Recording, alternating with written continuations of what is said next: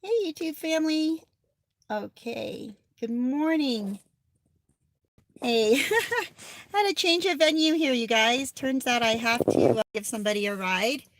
So actually, they're going to drive while Oscar and I are doing this happy crappy hour so that I don't miss you guys. Hey, so good morning, Mike. Good to see you.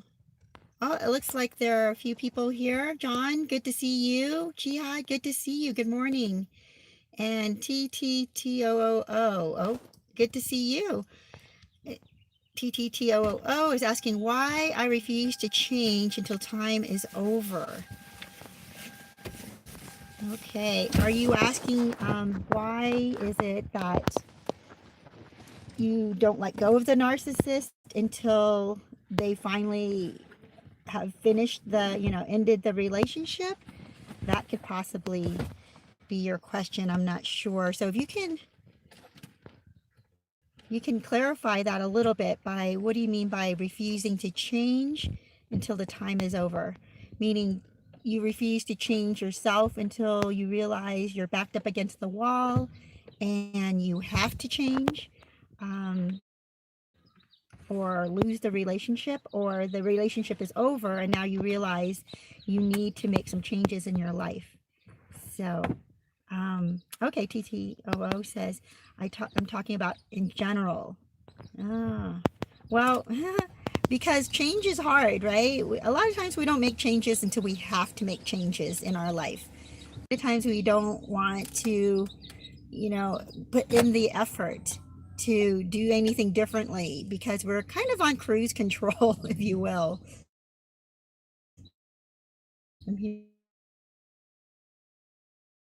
My friend's driving, so gotta get her to where she's going. And we had to use my car, so there it is. I'm not gonna, I can show you a little bit, no. Anyway, you guys, yeah, it's a matter of just human nature, really. We don't change because it takes more effort to change. It takes thought, it takes us reevaluating our life and trying to figure out what's good and what's bad. A lot of times we just kind of go with the flow, and and sadly enough, we let life knock us around a bit until we can't handle it anymore. And that happens a lot with abusive relationships as well. We allow and tolerate, which is the big word of the day, by the way, is tolerating. What we get is what we tolerate. Can you roll up the window? So, yeah, what we get is what we tolerate. And we're going to continue to tolerate things as long as it feels like we can take it, We're not going to shift. We're not going to require somebody to stop. We're not going to require even ourselves to put up a boundary or say no, because it seems easier just to say yes, just to accept the way you're being treated. And you keep doing that until you just cannot take it anymore. And that's when we change. Well, you guys, that was my first answer to a question here. So wait, how does this go? Greetings from Poland. I love you. Thank you. I love you too. Thank you for joining us. I really appreciate this. You're saying, I don't change to a better person until time is up. Yeah, exactly. And the better thing is to improve yourself now, right? Become the better person. Oh my gosh. What was I doing? I think I was reading something, or was I listening? I can't remember. Because I've been reading a lot lately, you guys. I've been reading all the different boundaries books and a couple of other books on shame and healing, and also on relationships, So anyway, I was reading something recently, I think it was, that had to do with what we tolerate. We'll just keep going, and it's easier actually to continue to tolerate things because we don't want to face the truth about what we want. We don't choose, we decide not to choose the things we want, so we tolerate it. But once we allow ourselves to think about what it is we really want in our life, we stop tolerating. We stop tolerating the bad stuff. We actually will no longer accept somebody abusing us or using us or manipulating us. When we get in touch with who we are, right? But also what it is we really want, and allow ourselves to want things in our life. Allow ourselves to want happiness or want joy, want to move forward, we want to improve, we want, we want financial security, for instance, we want a good job, we want friendships, things that we want. Okay, it's okay to want these things. Now that you understand what it is you want, you realize you deserve to have these things. You actually start to try to attain these things for yourself. And when you start doing that, right, I mean, it's like a progression. You start moving towards the things you want to have in your life. You start improving yourself. You want to learn languages, you want to be smarter, you want to have better conversations, you want to have deeper friendships. When you want these things and you allow yourself to want these things, and you understand that you are worthy of wanting these things, okay, now when people start entering your life, or people who are in your life already start to obstruct these things, right? They stand in the way of you receiving these things because they start manipulating you. They get you tied into doing things you don't want to do. They responsibilities that are not yours, right? They want you to do their things, take care of their issues, take care of them, give them money, give them a room, and then they use up your house. They take advantage of you. When they start doing, I hope around, sometimes my connection is sketchy.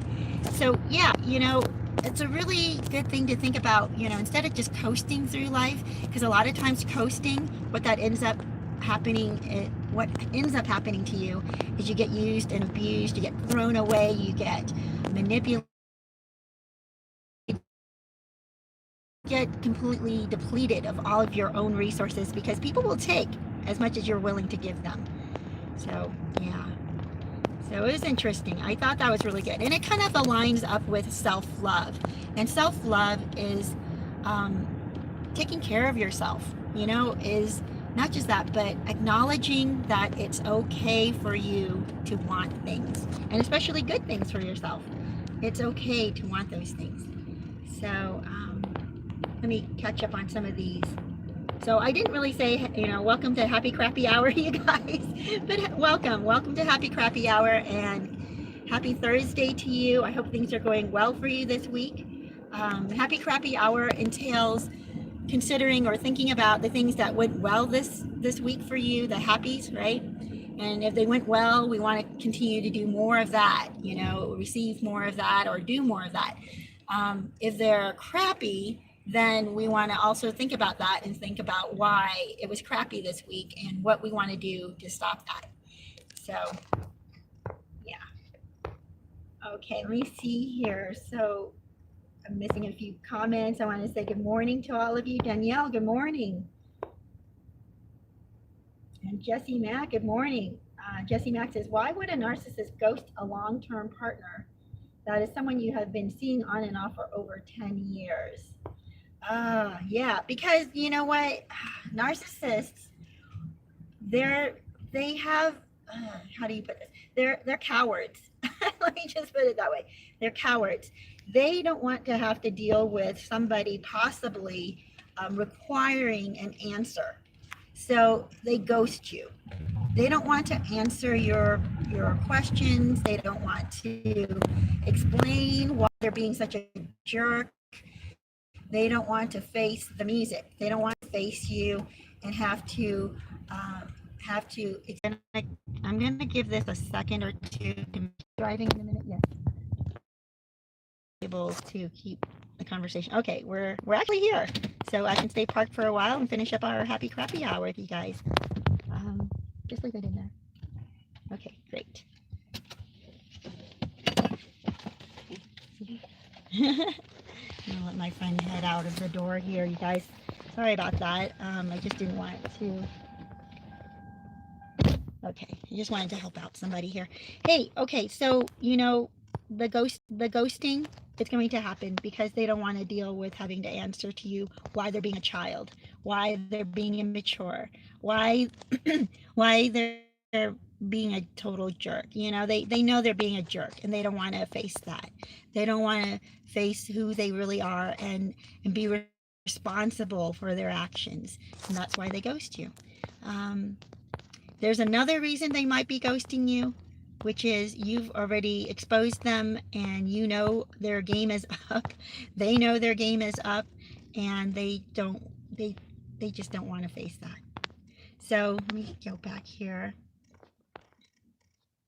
You guys, let me see. Oh, Mike Smith, good morning to you. Measure Twice, good morning, you guys. Good morning from Houston, Texas. Measure Twice says they fear emotions that make them feel out of control, but they don't fear the emotions that they have mastered, such as rage or covert manipulation. My ex-husband was a rage master. See, narcs ghost anyone they got supply from. It's their thing that gets them off because they have no life of their own outside of manipulation of other people. Yep. Oh, let me see, you guys. I missed. All right, I'm coming back through here. Oh, Measure Twice says, oh, I meant spy on ghosting. Okay, well, that's the total opposite. So why does a narcissist spy on you? Yeah, that's another thing. They're checking to see if they can come back to you. They're checking to see if you are still supply for them and that if you're still a possibility for them if they need somebody. They're setting up their safety nets. They also might be spying on you because they want to make sure, they might have some doubts and they want to make sure that they did the right thing by ending it with you.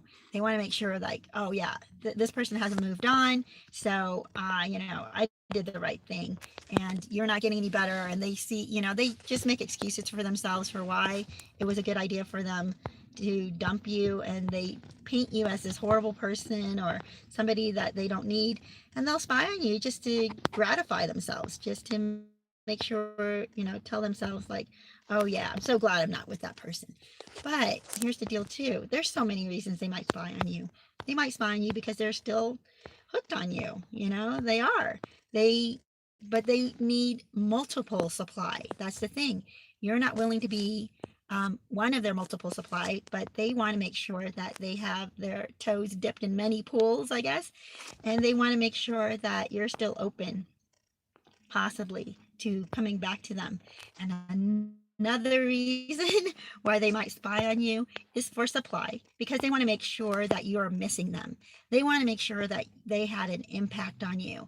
And if they can see you miserable, then that makes them happy, because then they feel like, you're miserable because of me, and that I had such an effect on you.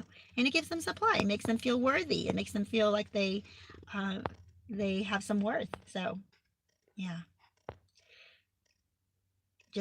Jesse says, oh yeah, I off the tiger. Yeah, the chat is buffering. Yeah. So hopefully it's stable now that we've stopped moving. Jesse says, thanks. I know he is back to seeing an ex supply through my own detective work. He didn't even tell me it's over, just it disappeared with no closure at all. Yeah. And that's what they do. Because they oh my gosh, let me think how to put this. If you have into the end of the relationship and acting as if, oh, we can still be friends, and what they're really meaning is, when I need you again, I'm coming back for more supply.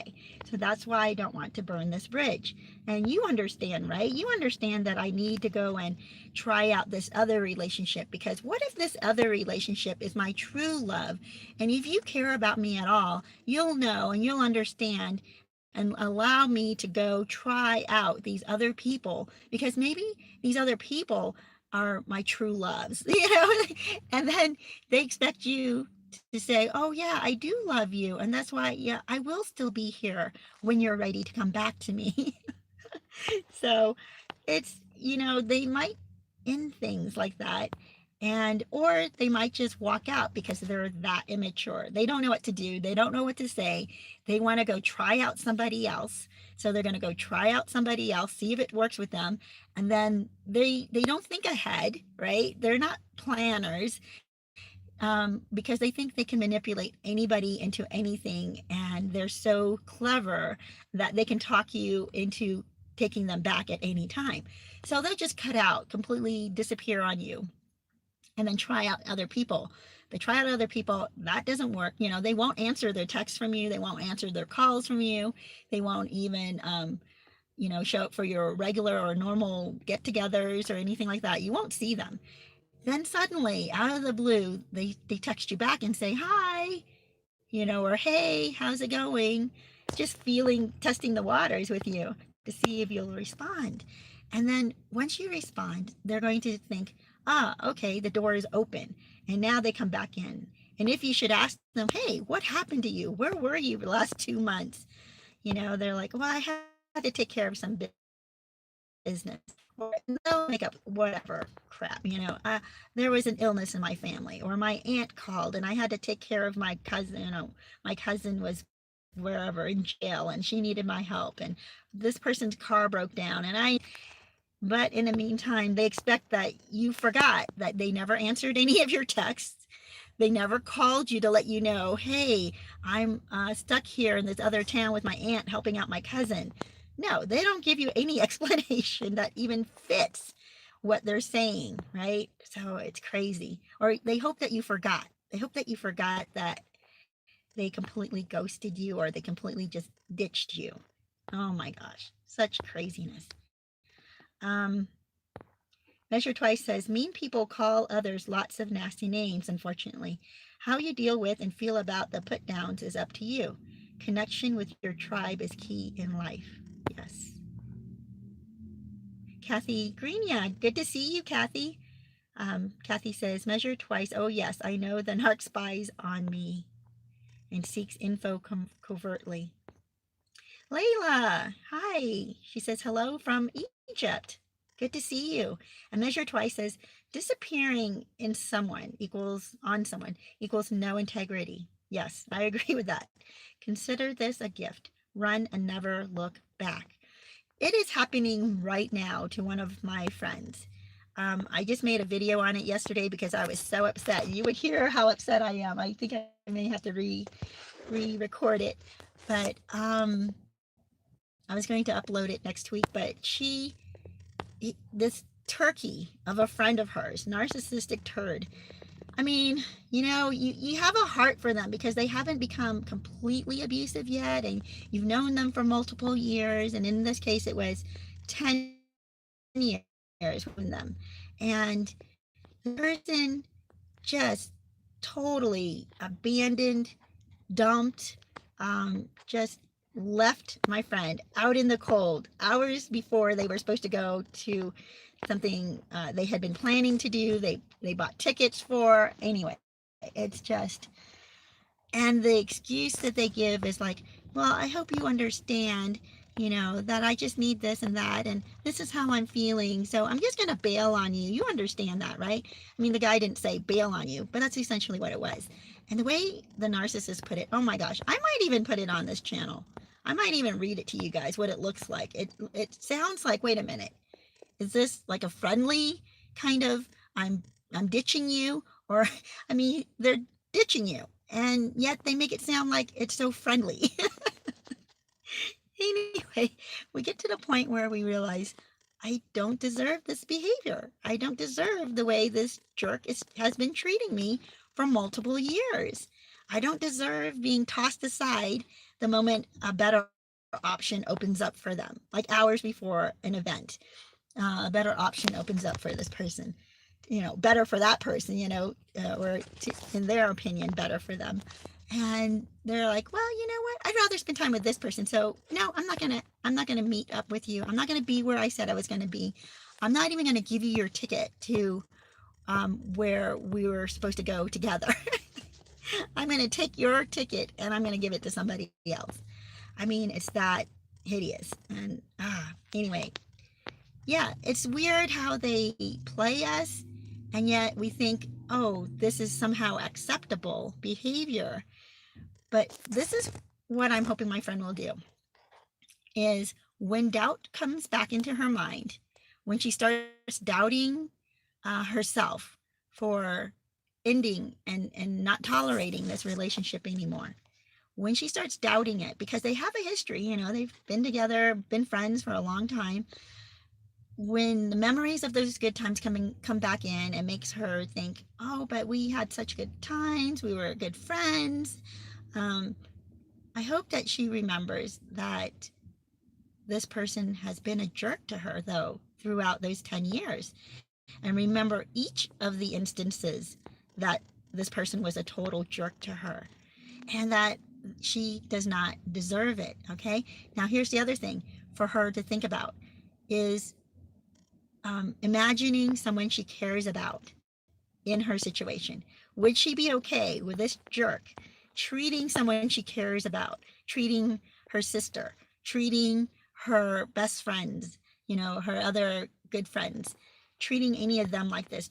Would it be okay with her if they were being treated as badly as she is being treated by this jerk, right? So when you start thinking along those lines, you'll stop tolerating. You'll stop tolerating the abuse that you've been getting from these narcissists, these mean people, these toxic people. Yeah. C. Thomas, hi, by the way. C. Thomas, good to see you, says they are very confusing. Well, let me see. I missed a few things here, you guys. I'm going to back up a little bit. C. Thomas says, yes, my narc always tries to keep me hanging and stops by without notice. Yep.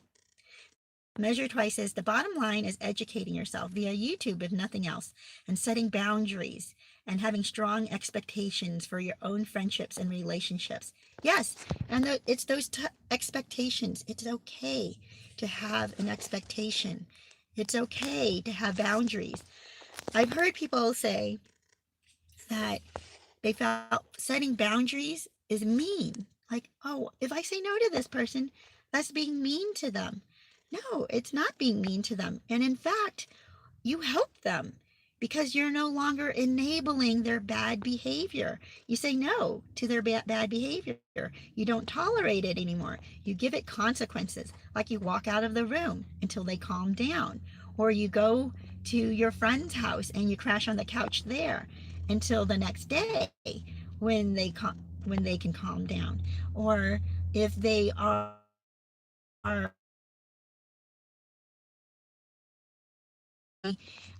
continually ditch you on a date. You show up to a restaurant they say they're going to meet you at, and then half an hour later you're still waiting, and you call them and they're like, oh, I went to the movies instead. Like, what the heck, right? So what you do with that is the consequence is you don't make plans with them anymore. You stop making plans with them for the next 2 weeks, and you hang out with other people. And they might say, well, I want to get together to do this and that. Well, no, not for 2 weeks. I'm going to go and spend time with other friends who are actually going to show up when they say they're going to show up. And when they realize that they don't get to squander your time, they might stop behaving that way. Now, narcissists won't stop behaving that way, but I'm talking about regular, immature people who take advantage and don't know yet and haven't had boundaries set on them. Yeah. So Mike says, I wish my narc father would do the same. He's a master manipulator and sociopath. Okay, I missed something here. Oh, do the same as in ghosting you? Like, just stop talking. Measure Twice says, my mother and ex-husband both thrive on chaos and reaction every day in all varieties of ways. Yeah, that's, people who are so dramatic like that, who thrive on drama, who thrive on chaos, that's when you walk out. You don't give it to them. You're like, I'm not joining into this craziness. I want calm and peace in my life. I want joy and happiness and thrills in a good way, you know, passion. I want good things in my life. But chaos, destruction, no, I think I can live without that. So when they become that way, when they're acting that way, when they're getting into that, they start frothing, right? You can see them just frothing, coming, making themselves crazy. You walk out. You're like, you know what? When you're ready to talk, I will talk to you. This is not talking. So you refuse to accept that. And that makes them even angrier, by the way. So expect that and then just leave anyway. Measure Twice says, when entering romantic relationships, the key is taking things extremely, extremely slowly while watching carefully for integrity or lack of integrity of character. Yes. Oh my gosh. You know what happens though is sometimes you've been friends with somebody for, let's say you hang out in the same group for 5 years, and you've known this other person because you've seen them in the group, they've been part of the group, you've seen them interact with the group, but you haven't been intimate with them. You haven't been on any one-on-ones with them, right? You haven't been alone with them, and you don't know them in that intimate way. You just know them as a friend that hangs out with other friends. So they start building, if you will, this bank of trust. Your trust bank starts filling up for them, even though they haven't even earned any trust. But just the fact that you've known them for 5 years, you think they're okay because you haven't heard anything horrible. You're not involved in any of their intimate relationships. And then you start letting them in. And even though you think you might have taken those 5 years slowly, you cannot count those 5 years as any part of your relationship. If this person tries to start up a relationship with you, you have to look at it from this point on, not the 5 years in the past where you didn't really pay attention, you weren't really involved with them intimately, you never had those one-on-ones, you didn't see what their family is like, you don't know what their other friends are like, you don't know what they do outside of this group, and here's another thing. We start to become desensitized. Like they'll say something really rude or crude or racist, or they're just nasty to somebody and they laugh it off. And at first you're like, well, everybody else is kind of laughing, so I don't want to make a big stink and say like, wow, what a jerk. So you start accepting their horrible humor, if you will. And then you don't and they chalk it up to, oh, I'm just being funny, like, but you just put down this person who is supposed to be a close friend of yours, or you just exposed somebody's very intimate information that they trusted you with, and then you're bringing it out to the group and everybody's laughing about it. You overlook these things because you feel like you're not close enough to say to them to say something. You're not intimate enough with them to say, hey buddy, that was out of line. You're expecting other people who are closer to them to stand up and challenge them and put them back in line, and they don't. So anyway, what I'm trying to get at is it's insidious how sometimes these monsters get into our lives and into our bed and into a marriage with us, and into this deep relationship with us, because we think we have history with them. We think, well, remember that trip when we all went camping? Remember that trip when we all went to Vegas? Remember that trip when we all went to the beach? And you're thinking of this person as if you have had a relationship with them for 5 years, but you didn't. It was just a group thing, and you allowed their horrible character to continue because you figured the group would set this person straight, and it's not your place to set them straight. Anyway, I just want to let you know, if you do start up a relationship with somebody in that situation where you've known them or known of them or you've been around them, but not necessarily in a relationship with them, when you get into a relationship with them, go slowly. Do not count those 5 years as if, well, we've known each other for 5 years.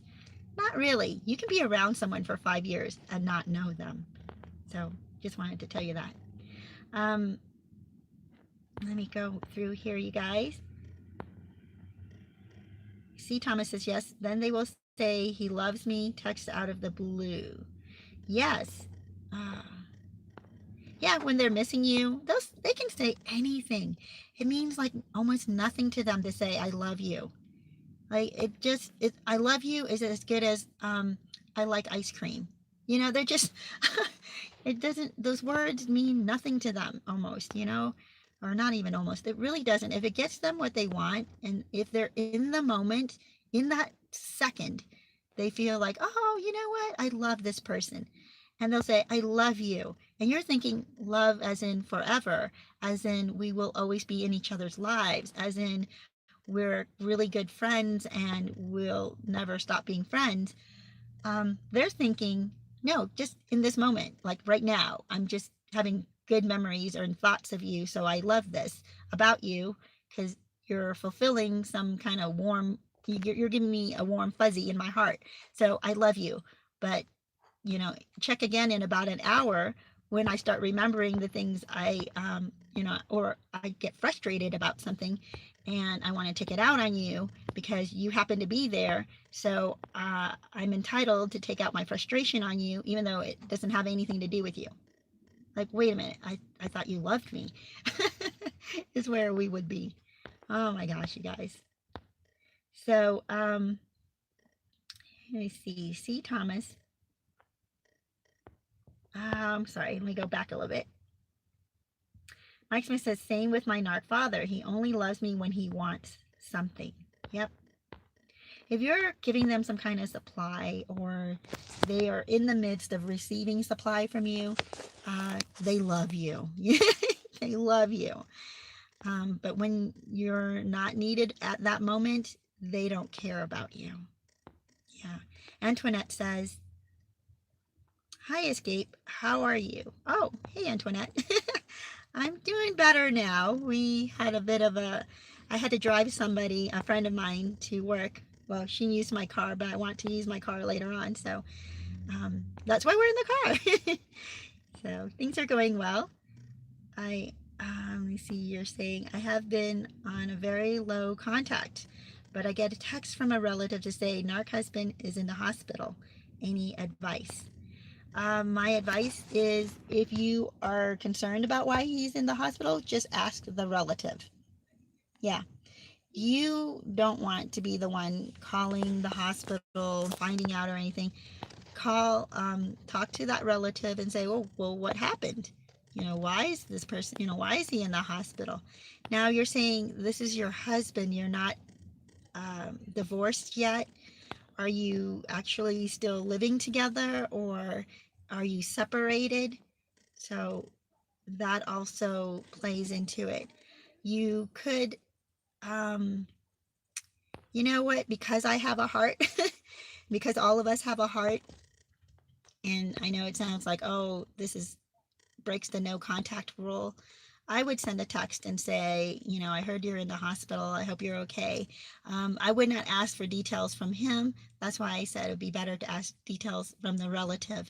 And once you know what the details are, then you can just, you know, if it's just that they're in the hospital because they had a bit of a health scare, but it's really nothing and they're just kind of keeping an eye on him overnight, that's nice. Okay, you know, you can send a text and say, you know, I heard you're in the hospital. I hope you're doing okay.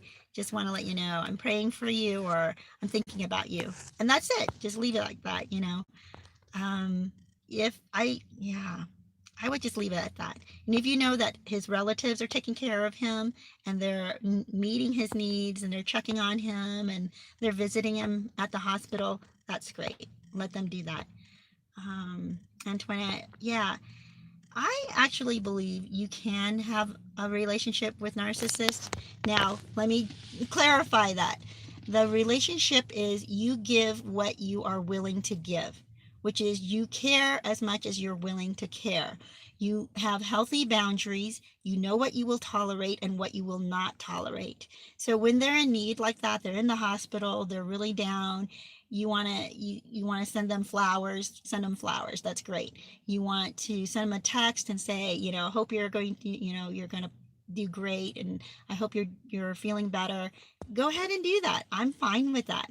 Now, if they take that as an in, like, oh, now I can text you back and try to reel you back in and all this, just know, I'm not, just let them know, I'm not trying to restart our relationship. I'm just letting you know I do care though, because, you just care. That's it. And that's okay. That doesn't mean you're obligated then to continue to give or continue to tolerate any bad behavior. And another thing is the relationship with a narcissist, you never ever share with them anything that you don't mind having plastered all over the internet. You don't share with them any intimate feelings, intimate thoughts. You don't share with them your hopes and dreams. You don't share with them anything at all that you don't want mocked and laughed at or sneered or used against you. So yeah, it's a very limited relationship. I'll say that. It's not quite a relationship. It's not a back and forth or a two-way relationship. Certainly not. But it's one where you can feel like I can give what I want to give, and then that's it. The best thing is once you're able to cut them out of your life entirely and then just walk away. And that's okay, because it's not being mean. It's just that, you don't have to be in the same circles. You don't have to do the same things. You don't have to share a life with a toxic person. Yeah. So, let me go back here, you guys, and see what we've got. Eye Off the Tiger says, haven't heard from the ex in months. Hopefully it stays that way. Yes. You know what? And in the meantime, prepare yourself. This whole, I haven't really explored the movement for self-love. I think there are probably multiple ways to achieve self-love, but I think the biggest thing is I think self-love has to do with self-worth. You have to see that you are worthy of a happy, healthy relationship. You're worthy of good things in this life. So once you accept that about yourself, once you put that on yourself, put it on like a shirt and wear it around, see how it feels, taking care of yourself, feeling good about yourself, wanting good things for yourself. It's okay and it's good. Then you start deciding what you're going to tolerate and what you're not going to tolerate when it comes to you. Am I going to tolerate someone being needy? Well, yeah, they can be needy, but onto themselves. If they start to become abusive or manipulative or try to guilt me, then that neediness is not acceptable. I will not tolerate guilt on me to fulfill their needs. No, that's on them. So when you have self-love, when you have self-worth, you have better boundaries. You won't allow people to manipulate you, and you start to see the manipulation so much more clearly. Yeah. So I forgot why I got onto that. Oh, you guys. Okay, let me see. It's the no contact if they contact you. You control your destiny, Measure Twice says. Yep. C. Thomas says, my narc dumped me 23 years later, reconciled, and 2 years later discarded me again. Whoa. For other exes. He kept all of us around for years. Yes. Oh my gosh, you guys. This is what narcissists do. They do. They keep all their exes around. In that case, it is absolutely best for you just to remove yourself out of the race. You do not need to be part of that crazy population, right? That they are picking from. You are no longer one of their options. You just remove yourself. And once you remove yourself from their life entirely, you are not obligated in any way. Even if you hear at that point, like, oh, this person ended up in a hospital, you're like, wow, that's terrible. I hope they're okay. But they're not a part of my life anymore. So, I'm not obligated. I'm not, part of their network. I have removed myself from that a while ago, so I don't need to insert myself again. Yeah. The reason my answer to Eye off the tiger is a little different, is because, oh wait, oh, so hold on, let me go back. Eye off the tiger, you're the one who talked about your husband being in the hospital, I believe. Let me go back, you guys. So sorry for this. No, it was Antoinette. Okay. So the reason I gave a different answer to Antoinette about her husband is it depends on if they are still together, if they're separated, if she has completely removed herself from their relationship. Oh, here we go. Antoinette says, "Hi, Escape. The last time he was in the hospital, he verbally abused me in front of the receptionist for me helping to get a chair to sit on. He cursed me. I have gone no contact. Last 3 months. I am out." Oh, well then in that case, Antoinette, don't text him. Don't anything. Yeah, I'm thinking about narcissists who have not been that like abusive in that way. They they lie and they cheat, but you still have a heart. Like what you don't wish them death or anything like that. And you want to just say and you're still married to them. But in this case, you're right. You're right. If he is abusive to you, even though you find out he's in the hospital, it's not your problem anymore. It is not a part of he's not, you're not a part of his population again, to pick from. You're not one of his options to lean on in times of crises. So you're not obligated to be there. So I want to let you know that. Okay, let me see here. Jesse says they just use and abuse. Once they have a better option in their eyes, they drop you and act like you don't exist. They're just evil. Yeah, they act like you don't exist until they need you again. And then suddenly you exist. And that's the hoovering, right? They'll text you, "Hey, I've been missing you, haven't heard from you. What's going on in your life? I care about you. I miss the good times." Just a lot of crap, right? Don't fall for it. Don't fall for it. Mike says, "Sounds like my narcissistic sociopathic family and my narc father." Yeah. Yeah. Jesse says, "See, Thomas, yes, they seem to have a harem of supply they go back and forth with." Yep. Mike says, "My narc father spies on me a lot, especially online and YouTube." Oh, yeah, they do. Oh my gosh. You know what I did is I stopped posting anything on social media anymore. I just don't, because I don't want them in my life. I don't want them looking into what I'm involved in and what I'm doing and how well things are going, because they curse you. They do. Narcissists are such jealous people that when they see things going well for you, it makes them angry and they want to tear you down. And you'll walk into it like you'll have a lunch date with the family, right? Or whatever, get together. And you'll see that relative who's just so jealous.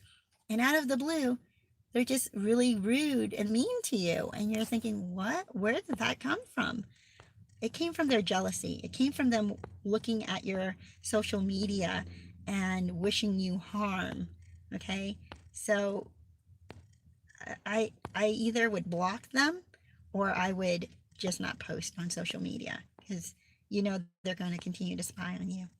Measure Twice says, "See, Thomas, I've seen that pattern before. If we lived to be 1,000 years old, he would do it to you over and over centuries." Yeah.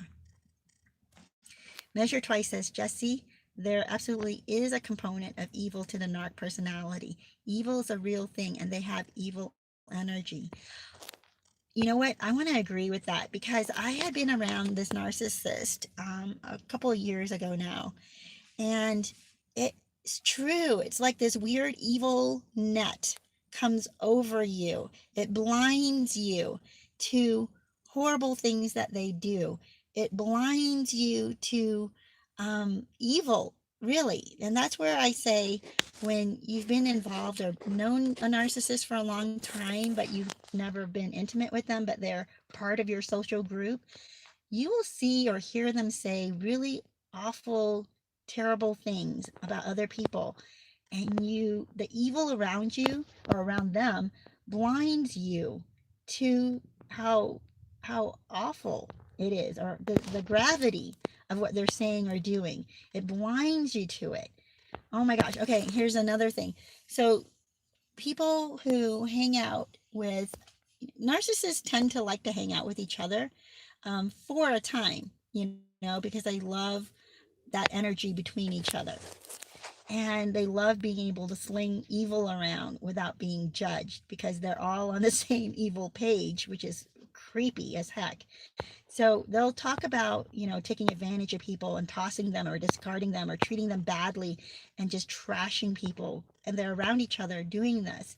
And they accept it because they don't see what's wrong with doing that at all.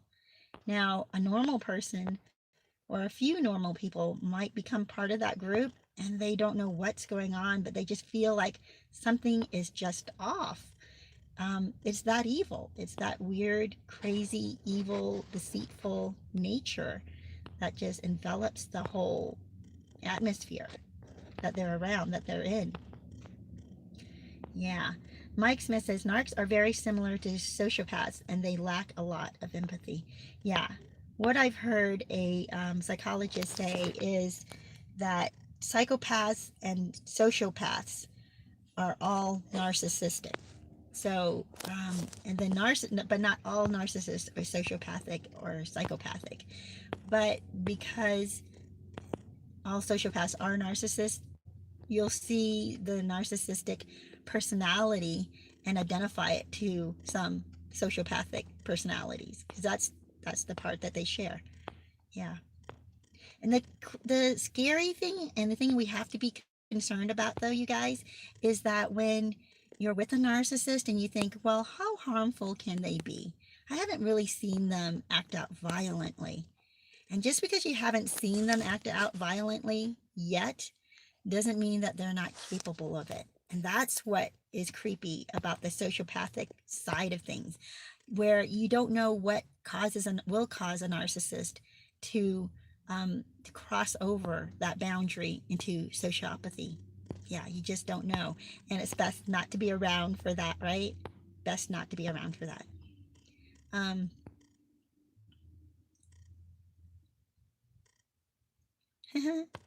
oh, okay. Kathy says Matthew 10:35-37. Google it. If you don't have a Bible, God is gangsta.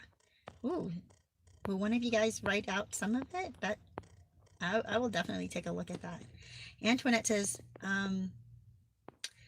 well, oh, hold on. Sorry, guys. I'm going to go back a bit. See, Thomas says, God is gangsta, Kathy. Yeah. Oh, see, Thomas says he would create other Facebook accounts and send me a friend request. Yeah, I don't ever accept a friend request from someone I don't recognize. Antoinette says, thanks. I replied to text to the relative. Thanks for telling me. And she said he's still waiting on a doctor. I just said, okay. Yeah, that's great. Antoinette, if you can just leave it between, communication with the relative, that's fine. And especially, I didn't realize until you wrote later that he was abusive to you while you were at the hospital the last time. Then no, you don't need to subject yourself to that ever again. Don't text him. Don't call him. If you need to communicate anything to him for whatever reason, I'm not quite sure what, but go through the relative. I would not have direct communication with him. Mike Smith says, hi, Crystal. It's nice to see you back. Yeah. Oh, Crystal Jean is here, huh? So, hi, Crystal Jean. Oh, there you are. Cool. C. Thomas says, yes, I would overhear him with his narc brother talking bad about me.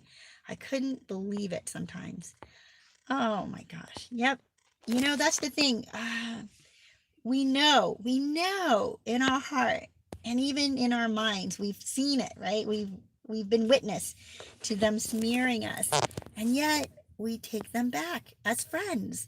We take them back as acquaintances. We allow them to stay in our life because we just can't see. We think shutting them out is being mean, but it's not being mean. It's letting them know you won't tolerate this. And it's okay. It's okay for you to shut them out of your life and not deal with them.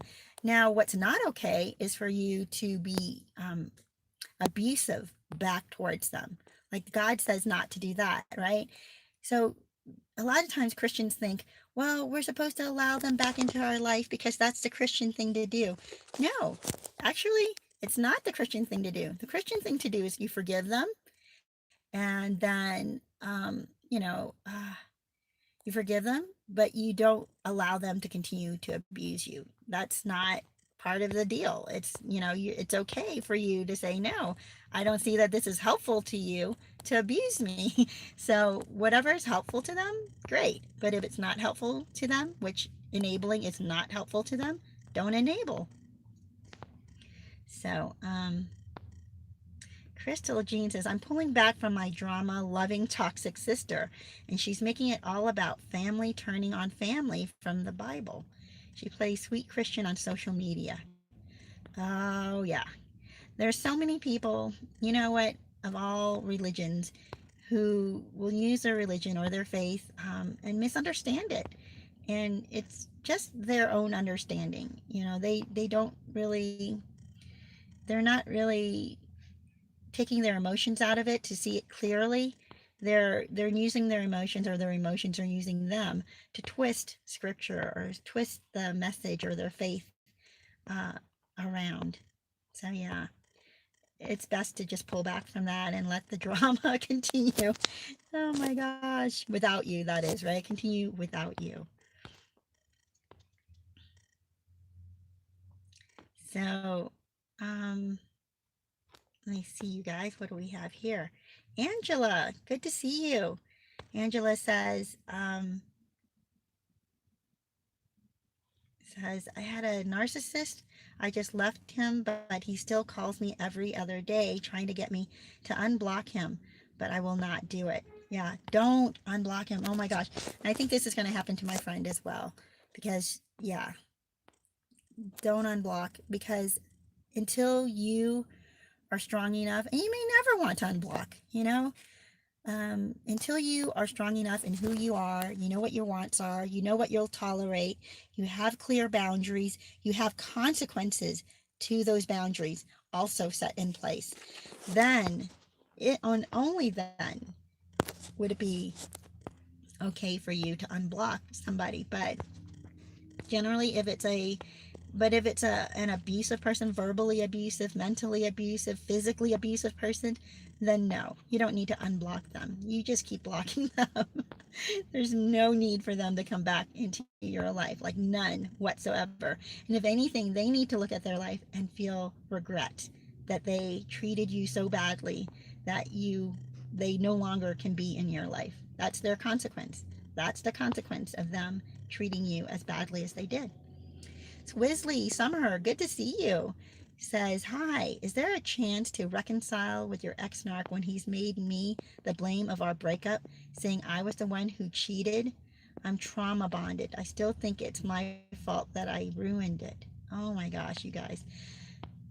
Wisley Summer, if you are not, okay, I don't know this full story. If your breakup had nothing to do with you cheating because you did not cheat, but they relabel whatever happened between you as you cheating. I had a friend who well, she's no longer a friend, she's a covert narcissist, that came out during this whole ordeal recently I had with her, where she had a boyfriend and he wanted to marry her, and then she kept telling him, no, I don't want to marry you, and I don't want to be married again. And then finally she says, you know what, she tells him, I want, okay, I do want to be married. And then after that, she says, I think she got cold feet and she's got scared, and she tells him, no, I don't know what I want. But in the meantime, she had another supply on the side. She had another guy on the side. She says they weren't sleeping together at the time, but she did have another supply on that side. And not only that, when she had started dating this boyfriend of hers, she was still sleeping around with multiple other people because she considered them not exclusive. She's like, well, we're not exclusive. To her, they were not exclusive. To him, they were. Like, he was not sleeping around with anybody else. He was focused just on her. So anyway, it got to the point where she said to him that she doesn't know what she wants to do, and she doesn't know that she wants him after all, and she's decided maybe she doesn't want to marry him.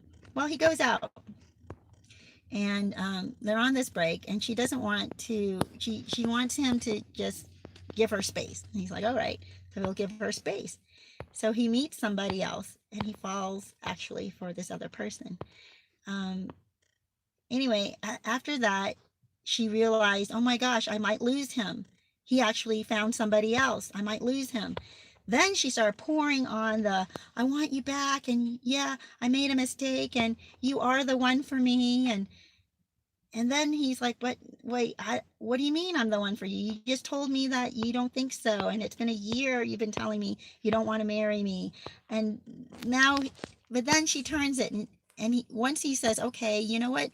Maybe you're right. Maybe let's give this another chance. I do care about you too. Once he did that, she turned it again and said, you cheated on me. You cheated on me with that girl. It's like, what the heck? What? So from then on, she just continued to blame him for cheating on her and made him feel like total crap for ruining their whole relationship, right? Total covert narcissist here. And he bought it. He took responsibility for it. He's like, oh my gosh, I ruined it all. I did, it's like, no, you didn't do anything wrong. She just relabeled it. She just relabeled this as if you were cheating so that she can treat you like crap. Anyway, that's what they do. If this is what you're Swizzly, I'm sorry, I'm taking a while to come around to your answer here, but I wanted to give you that example because if this is what your narcissist is doing to you, he has relabeled you as a cheater because he decided that, well, whoever you were with, suddenly now he wants to consider that being, I'm sorry, I'm trying to read as I'm talking, so obviously I can't do that. I see that you've given another response here, so I want to read that. He got a rebound girl after a month of breakup. He is love bombing her so hard it makes me jealous, but I stopped stalking 2 weeks ago. It hurt so much. Yeah. So you're asking, is there a way to reconcile with your ex-narc when he made you the blame of your breakup, saying you were the one who cheated, you're trauma bonded, and you still think it's your fault that you ruined it? You know what? No, don't reconcile, because if you do try to chase after him, he will treat you even worse because he will hold it over your head for the rest of your relationship or until he's ready to discard you again, that you owe him because you treated him this way or you cheated. And that's exactly what my friend would have done if he had continued to stay with her. She would have continued to hold it over his head until he couldn't take it anymore, and justified all the abuse that she was pouring onto him. So he's already moved on with this new supply, and yes, it makes you jealous, but don't look. That's why no contact is so important. You know that the same thing, whatever happened to you, is going to happen to the new supply. It just does, because the narcissist does not change.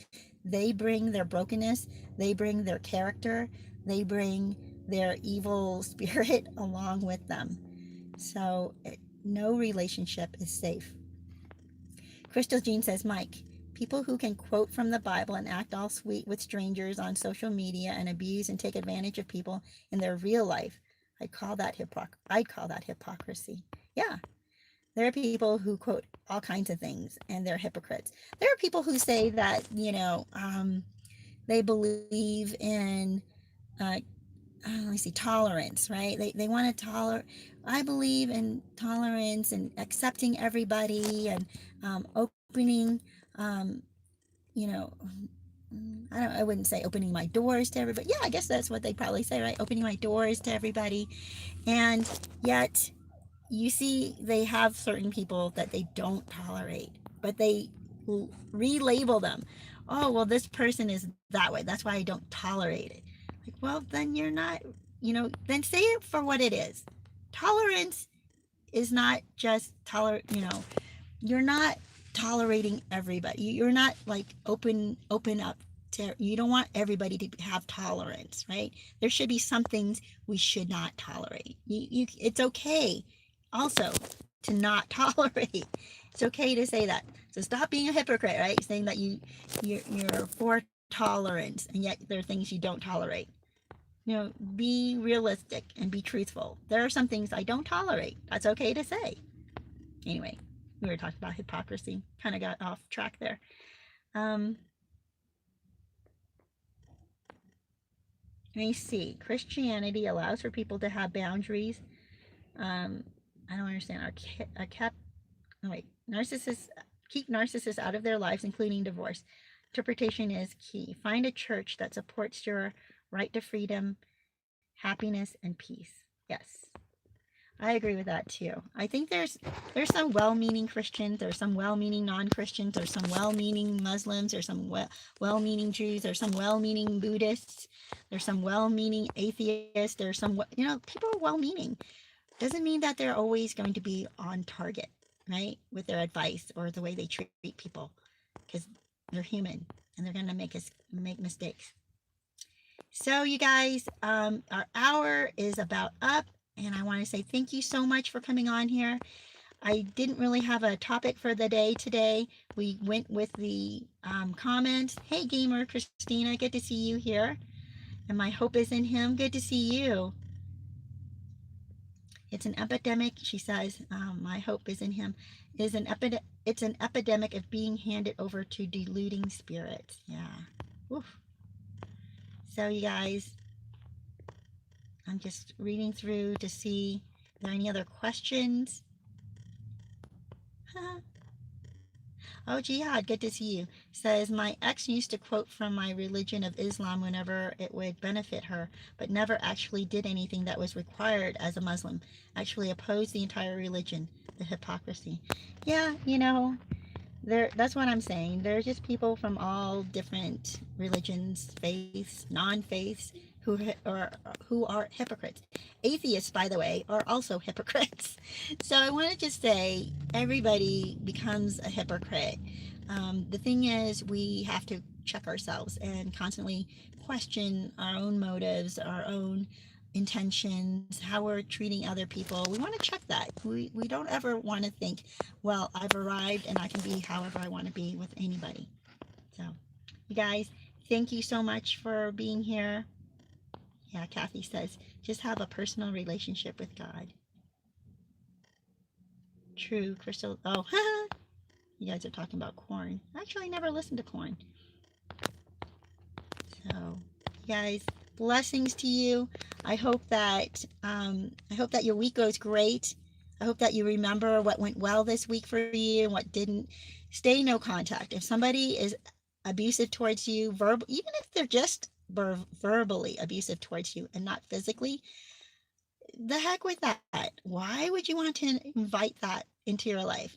You just, no, that's enough. You're done. Even if they're nice to you some of the times, yeah. But the thing is, they don't realize that verbal abuse is not okay any of the time.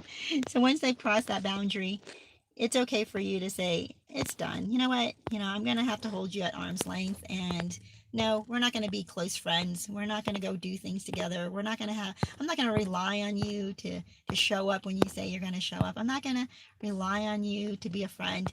Yeah. If you can't do that, then what kind of friend are they? It's okay to say no to somebody. It's okay to stop contact with them. It's okay that you don't accept toxicity in your life anymore. They just have to learn. They have to learn somewhere that the line is drawn here. So blessings to you guys. I hope that you have a great weekend or week. Yeah, I guess the weekend is coming up soon.